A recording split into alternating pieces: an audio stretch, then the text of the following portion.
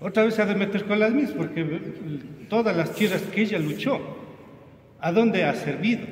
¿Para qué ha servido? Para sembrar flores, ¿no es cierto? Que claro, es la necesidad del sistema que todo está alrededor, pero no ha habido una conciencia en la gente. No hemos logrado llegar a la conciencia de la gente, la importancia de sostener una tierra, ¿no es cierto? Entonces, claro, la necesidad de la gente frente a un sistema de querer generar plata, ¿no es cierto?, hace que pase ese tipo de cosas, no estamos conscientes.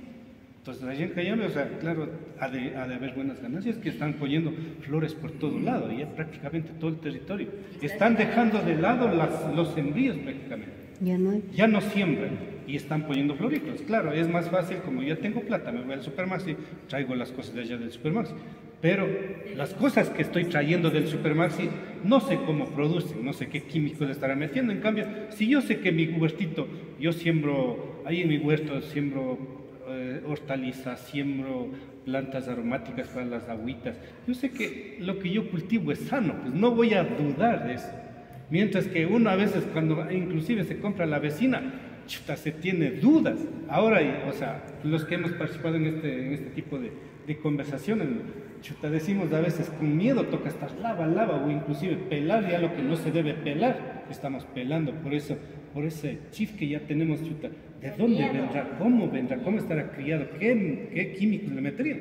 Porque no olvidemos que la industria del agro, ahora es la industria del agro, no está criando alimento, está criando productos para vender.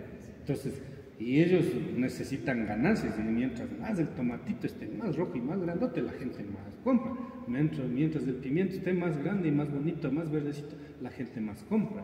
Entonces, acordemos que la agropecuaria en sí, en el país, está vendiendo producto, no comida, no alimento. Entonces, en ese sentido, es importante reflexionar y sensibilizar el tema de los huertos en las comunidades.